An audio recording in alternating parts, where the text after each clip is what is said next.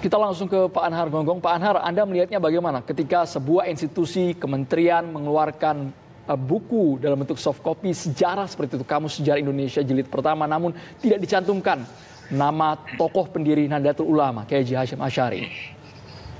Ya, komentar saya pertama, saya menghargai karena sudah meminta maaf itu satu. Tapi bagi saya persoalannya bukan sekedar maaf, tapi itu malah aneh. Anehnya apa? Masa orang seperti sehebat itu tidak masuk di dalamnya? Siapa yang tidak kenal beliau? Bahkan bukannya beliau, anaknya juga punya peranan penting dalam masa revolusi itu. Tiba-tiba kok nggak ada.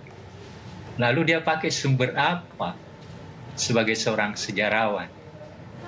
Dia pakai seleksi apa? Kan dalam menulis sejarah kan ada aturan-aturannya. Apalagi yang namanya kamus. Kamus itu dibuat harus betul-betul dengan terseleksi. Karena memang yang harus dimasukkan adalah hal-hal yang dianggap sangat-sangat penting. Kan kamus begitu. Tidak, lihat aja apa kamus bahasa. Kan tidak semua kata-kata dimasukkan, dipilih betul kata-kata itu, baru kemudian diberi pengertian.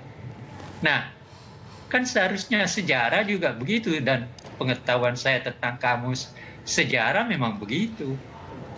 Nah, saya tidak tahu latar belakangnya mengapa orang seberjasa pendiri NU, bahkan sebelum salah satu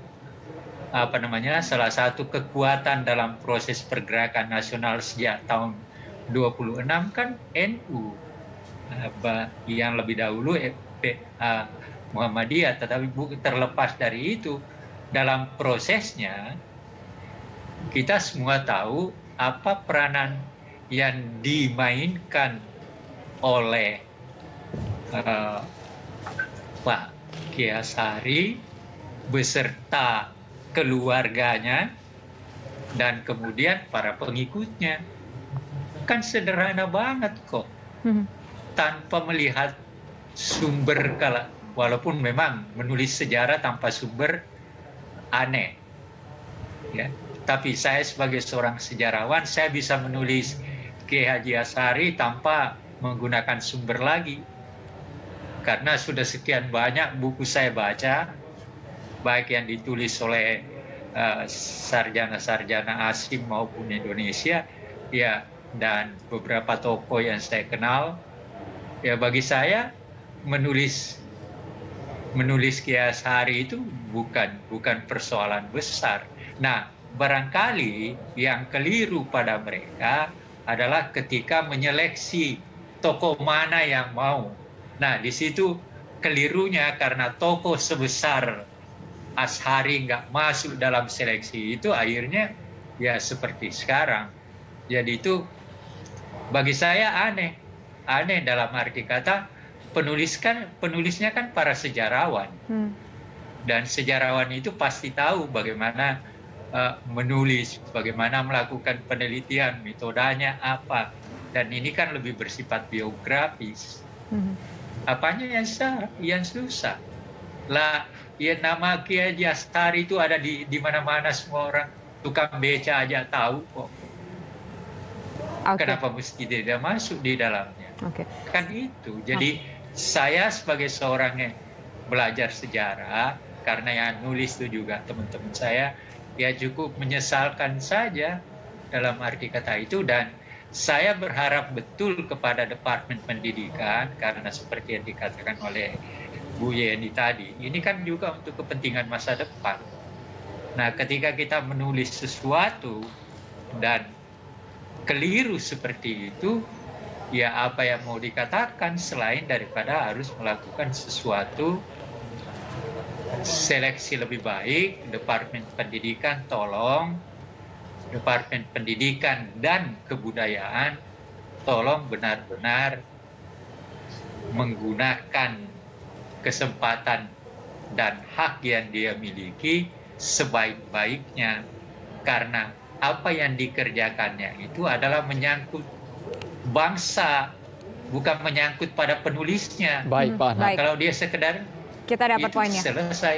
Baik, kita dapat Iya. poinnya. Ada rasa kecewa dari seorang sejarawan mengenai ada beberapa nama tokoh bangsa tidak masuk, termasuk nama Hasyim Asy'ari yang begitu mengejutkan. Nah, terakhir saya ingin ke Mbak Yeni. Mbak Yeni, apa mungkin hal yang ingin Anda sampaikan kepada pemerintah dalam kesempatan sore hari ini, meskipun pemerintah sudah mengakui bahwa ini adalah kealpaan, dalam hal ini adalah Kementerian Pendidikan dan Kebudayaan? Ya, yang ingin saya sampaikan adalah bahwa kealpaan tersebut dan niat baik untuk melakukan revisi harus segera ditindaklanjuti. Nah, jadi tidak bisa hanya minta maaf, tapi saya rasa memang harus ada follow up dari dari statement kealpaan tersebut, gitu ya. Dan respon yang sudah baik itu harus ditindaklanjuti dengan tindakan juga dalam arti ini adalah revisi konten dari kamus sejarah Indonesia tersebut. Nah, pesan saya melanjutkan apa yang dikatakan oleh Pak Anhar tadi, bahwa dalam proses penyusunan harus betul-betul diperhatikan tim penyusunnya, orang-orang yang mengerti sejarah Indonesia. Yang kedua juga kita harapkan ada proses partisipasi dari publik yang memang difasilitasi oleh pemerintah. Jadi misalnya kalau kita lihat metode yang dipakai oleh dalam entry untuk Wikipedia misalnya, Wikipedia di internet gitu ya, orang bisa partisipasi, memberikan saran, memberikan input dan lain sebagainya. Nah, buka saja periode di mana masyarakat bisa ikut berpartisipasi dan bisa ikut memberikan input. Jadi selama proses ini berjalan dengan transparan, melibatkan banyak pihak, saya rasa akan jauh lebih baik daripada seperti sekarang ya, tahu-tahu sudah terlanjur keluar kemana-mana naskahnya dan ternyata memuat kesalahan-kesalahan yang cukup fatal. Jadi mungkin dari saya itu. Baik.